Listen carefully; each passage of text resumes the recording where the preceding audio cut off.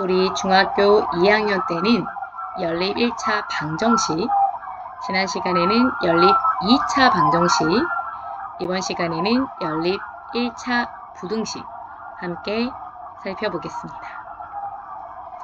교과서 78페이지입니다.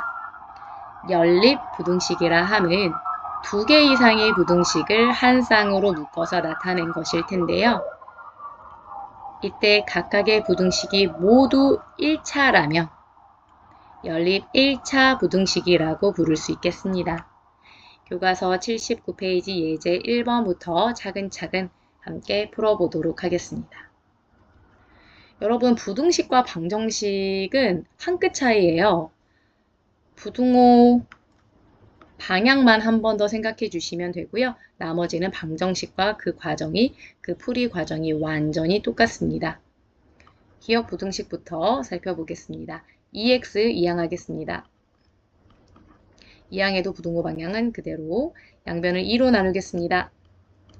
양수로 나누었기 때문에 부등호 방향 그대로. 니은 부등식도 살펴보겠습니다. 2x 이항 플러스 6 이항, 이항에도 부등호 방향은 그대로 양변을 마이너스 3으로 나누면 음수로 나누었기 때문에 부등호 방향 반대로.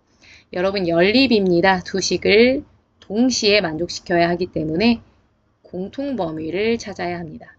두 부등식의 공통범위, 결과의 공통범위 3과 5를 기준으로 5보다는 작다, 3보다는 작거나 같다. 등호 포함이니까 색칠된 동그라미로 표현하겠습니다. 공통범위라 하면 두 줄짜리 식으로 표현해 보겠습니다. 3보다 작거나 같다. 색칠된 동그라미는 등호로 표현을 해 주셔야겠습니다. 예제 2번입니다. 기억 부등식 해결해 보겠습니다. x 2항, 마이너스 4 2항, 부등호 방향 그대로 양변을 2로 나누겠습니다. 부등호 방향 그대로. 니은 부등식입니다. 4x 2항, 마이너스 3 2항, 부등호 방향 그대로 양변을 마이너스 6으로 나누겠습니다. 부등호 방향 반대로. 연립입니다. 공통범위 찾아보겠습니다. 마이너스 2와 2를 기준으로 2보다는 크고요. 마이너스 2보다는 작대요. 공통범위는 두 줄짜리를 찾는 건데 두 줄짜리가 없습니다. 네, 맞습니다. 해는 없다. 연립부등식의 해는 이와 같이 존재하지 않을 수도 있고요. 부등식의 해라고 하면 범위로 나타나야 할 것 같은데 범위가 아닌 하나의 값으로 표현되기도 합니다. 그 어떤 경우이든 여러분, 수직선만 잘 그리시면 헷갈리지 않고 올바른 답을 구해내실 수 있으리라 확신합니다. 예제 3번입니다. A, B, C. 마치 하나의 식인 것처럼 보이지만요. 사실은 기억 부등식과 니은 부등식의 연립 부등식입니다. 기억 부등식 해결해 보겠습니다. 2x 2항, 마이너스 2 2항, 부등호 방향 그대로. 니은 부등식입니다. 4x 2항, 1 2항, 부등호 방향 그대로. 양변을 마이너스 2로 나누겠습니다. 부등호 방향 반대로. 연립 부등식입니다. 공통범위 찾을게요. 마이너스 1과 3을 기준으로 3보다는 작고요. 마이너스 1보다는 크네요. 공통범위라 함은 두 줄짜리 식으로 표현해 보겠습니다.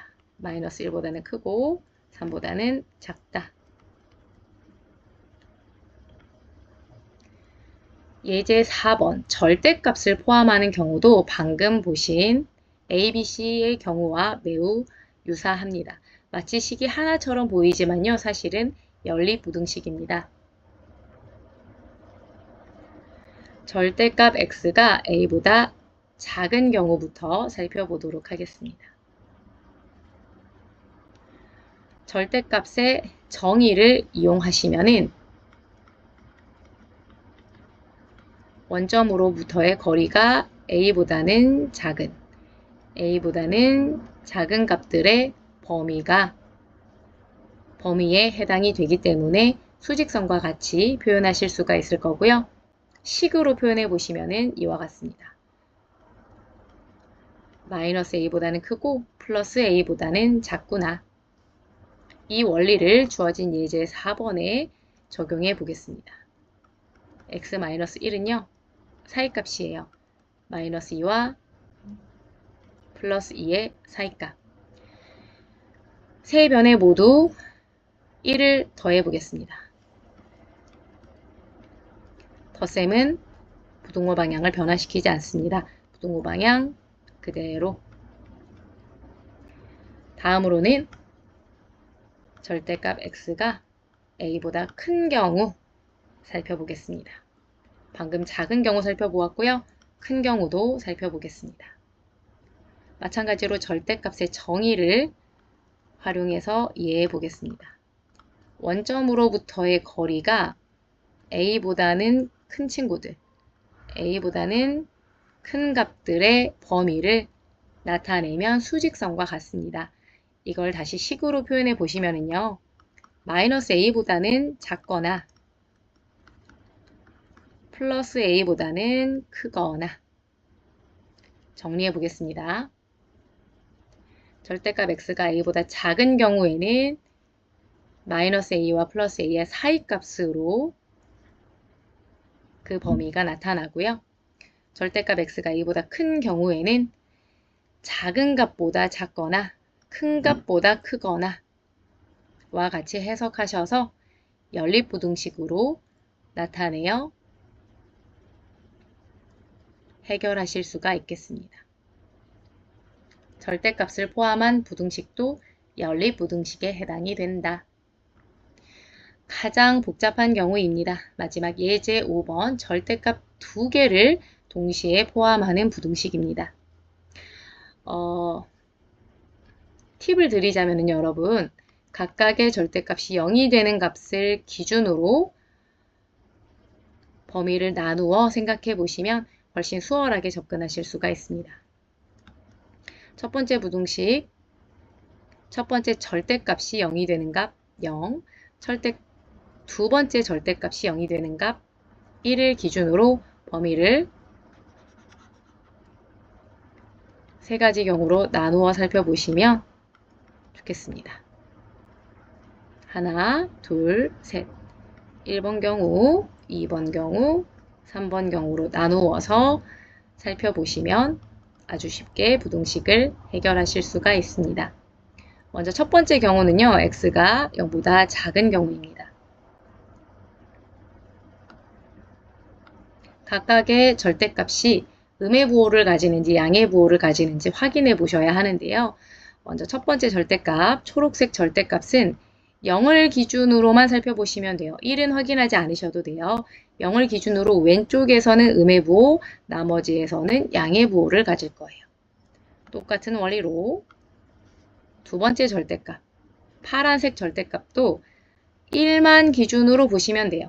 0은 살펴보지 않으셔도 돼요. 기준이 되는 1만 살펴보시면 1의 왼쪽에서는 음의 부호, 1의 오른쪽에서는 양의 부호를 가질 겁니다. 정리해 보겠습니다.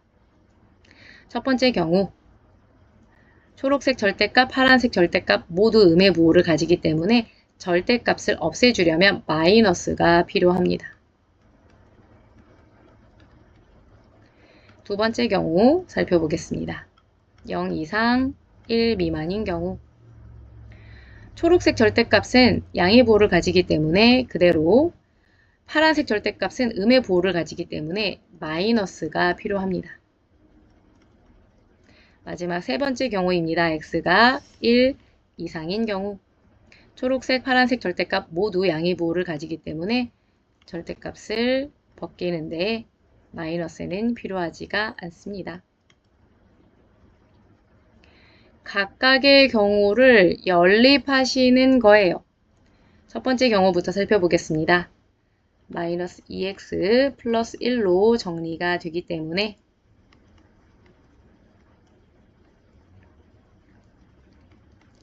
이항하겠습니다. 부등호 방향 그대로 양변을 마이너스 1로 나누면 부등호 방향 반대로 연립 공통범위 찾아보겠습니다. 마이너스 1과 0 사이 0보다는 작고요. 마이너스 1보다는 크거나 같습니다. 공통범위는 마이너스 1 이상 0 미만. 동그라미 2번입니다. x 0에서 사라지고요. 1은 3보다 작거나 같다. 항상 성립하는 부등식입니다. 따라서 연립을 하면 공통범위가 이와 같이 될 겁니다. 마지막 동그라미 3번 정리하면 이와 같이 되기 때문에 마이너스 1 이항하겠습니다. 부등호 방향 그대로. 양변을 2로 나누겠습니다. 부등호 방향 그대로. 연립 공통범위 찾아보겠습니다. 1과 2를 기준으로 1보다는 크거나 같다. 2보다는 작거나 같다. 공통범위 1보다는 크거나 같고 2보다는 작거나 같다.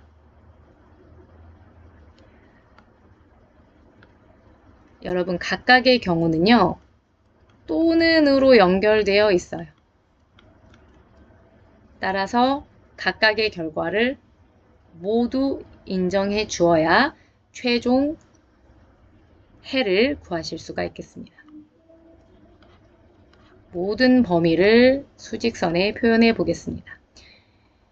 1번의 범위 마이너스 1, 0, 1, 2를 기준으로 하는데 마이너스 1보다는 크거나 같고 0보다는 작다. 두 번째 범위도 수직선에 표현해 보겠습니다. 0보다는 크거나 같고 1보다는 작다. 세 번째 범위도 수직선에 표현해 보겠습니다. 1보다는 크거나 같고 2보다는 작거나 같다. 이 모든 범위를 인정해 주는 해가 바로 최종적인 부등식의 해가 되겠습니다. 식으로 표현해 보겠습니다. 마이너스 1 이상 2 이하